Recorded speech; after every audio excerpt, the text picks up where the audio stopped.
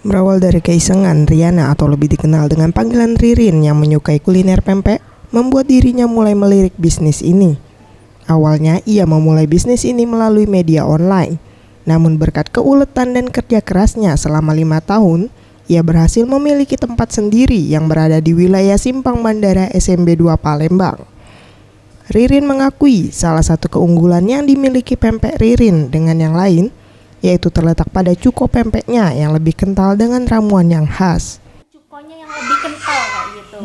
Cukonya itu terbuat dari gula merah asli dan cabai rawit asli sama asam jawa kayak gitu.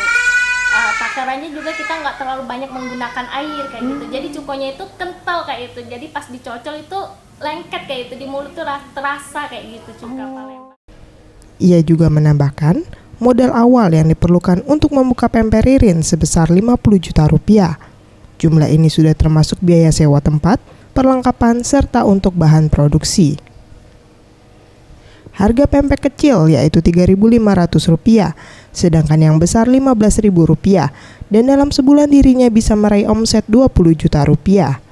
Dalam sehari, pempek Ririn membutuhkan 10 hingga 15 kg ikan sebagai bahan baku pempek, yang akan menghasilkan hingga 1000 pempek. Tim Liputan Sriwijaya TV.